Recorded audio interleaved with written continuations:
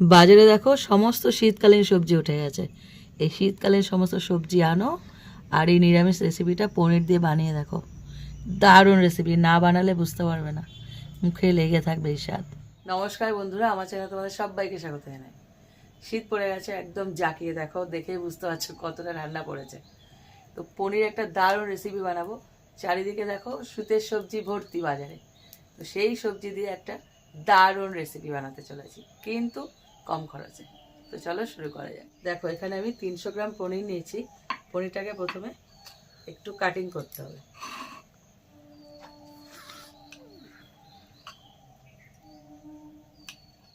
দেখো আমার উনুন ধরানো হয়ে গেছে। এবার আমি কড়াইটা বসিয়ে দিলাম। এবার দিয়ে দেবো সাদা তেল। তেলটা গরম হয়ে গেছে। এবার পনিরগুলোকে হালকা করে ভেজে নেবো, একদম হালকা।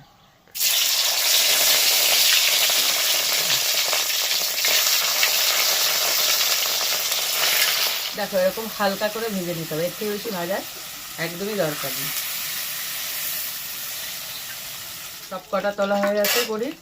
এবার ওই তেলের মধ্যে দিয়ে দেবো আলু, লম্বা লম্বা করে কাটা আলু।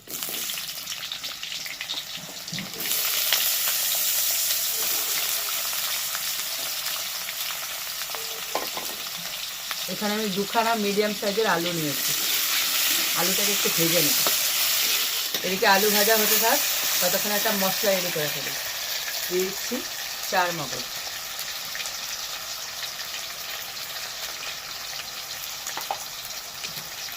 সাদা তিল,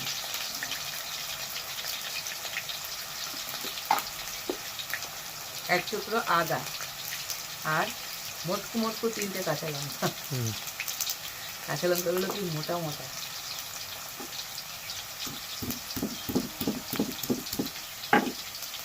সব কটা একসাথে বেটে নেব। আলুটা দেখো পুরোপুরি ভাজা হয়ে গেছে। এবার আলুটাকে তুলে নেব।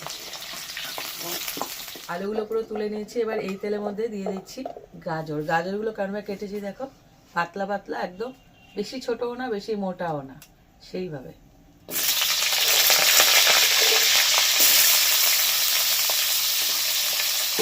আর দিয়ে দেবো ব্রকলি।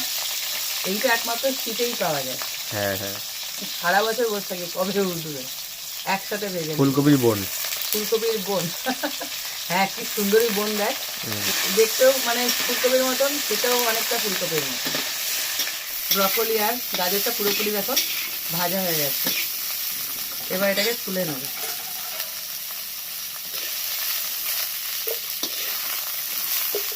দেখো কড়াই বসিয়ে দিয়েছি, তেলটা তো গরম হয়েই রয়েছে। আর এর মধ্যে আরেকটু আমি তেল দিয়েছি। এবার দিয়েছি ফোড়ন, দিয়েছি ছোট এলাচ, দারচিনি আর লবঙ্গ। হালকা একটু ভেজে নেব। ও ভাজতে হবে না, ভাজা হয়ে গেছে।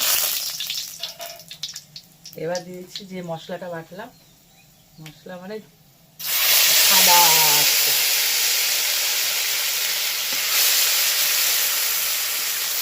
এবার এক একের মধ্যে কিছু মশলা অ্যাড করব। দিয়েছি লবণ,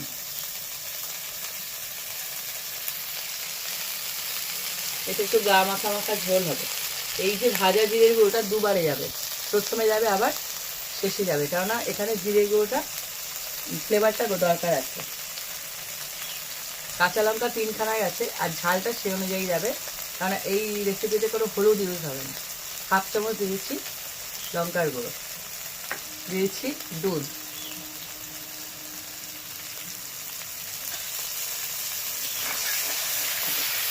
দেখো তেল পুরো ছেড়ে দিয়েছে। এইবার বলেছিলাম না পনিরটা সরিয়ে রাখছি, তো পনিরটাকে এবার এইভাবে কুড়িয়ে দেবো।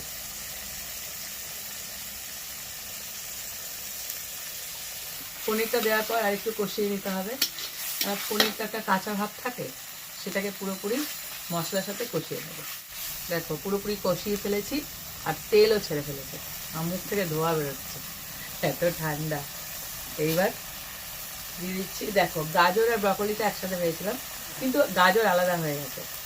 আলু আর গাজর একসাথে দেবো, কেননা ব্রকলিটা নরম সবজি আর গাজরটা কিন্তু শক্ত সবজি, তার জন্য একসাথে ভেজে নেবো।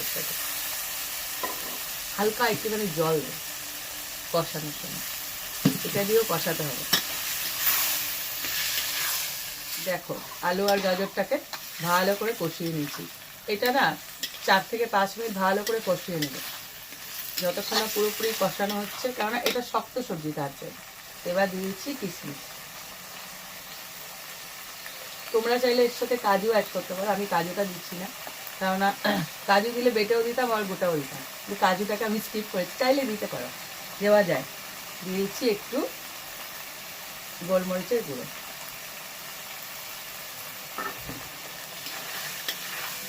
হালকা নেড়েছে। এর মধ্যে এখনই দিয়ে দেবো ব্রকলিটাকে।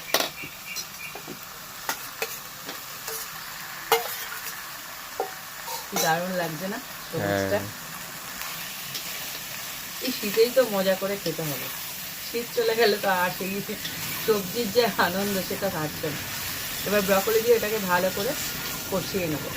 দেখো ব্রকলি দেওয়ার পরে ভালো করে কষিয়ে নিয়েছি, বলেছিলাম না আরও একবার যাবে ভাজা জিরের গুঁড়োটা। এটা শেষে দিলে কি বলতো এর ফ্লেভারটা ধরে রাখবে, গন্ধটা পাবে। দিচ্ছি গরম মশলা,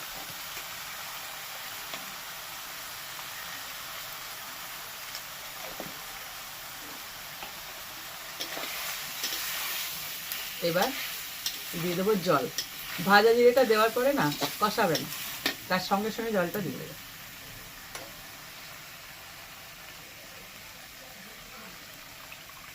জলটা কীভাবে দেবে বলো তো? একটু গা মাখা মাখা ঝোল হবে, কেননা সবসময় মাথায় রাখতে হবে আলু আর গাজরটা কিন্তু শক্ত সবজি, ওগুলোও সেদ্ধ হতে হবে তার জন্য। দেখো ঠিক এরকম গা মাখা মাখা একটা ঝোল থাকবে রেসিপিটা। আর যেহেতু নিরামিষ পুরো, একটু চিনি তো দিতেই হবে।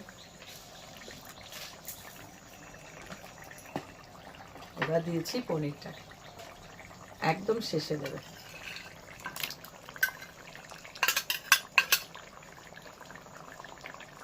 দেখো ঠিক এরকম ভাবে নামাবে, কেননা একটু ঝোল ঝোল আছে, নামানোর পর যেহেতু শীতকাল একটু বসে যাবে। তো এই রেসিপিটা এখানে শেষ করলাম। এইভাবে ব্রকলি দিয়ে একদম, বিশেষ করে ফুলকপি নয় কিন্তু ব্রকলিই দেবে, এর একটা আলাদা স্বাদ আনবে।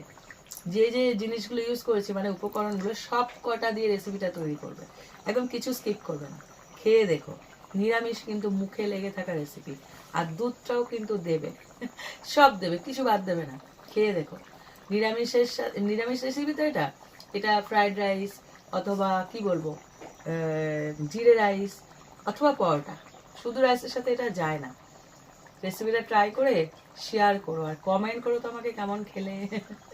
ভালো লাগলে একটা লাইক দিও। আর এরকম আরও রেসিপি পেতে আমার চ্যানেলটা সাবস্ক্রাইব করে দিও। আর যারা ফেসবুক থেকে দেখছো তা আমার পেজটা প্লিজ ফলো করে দিও। তো আজকের মতন টাটা। টাটা।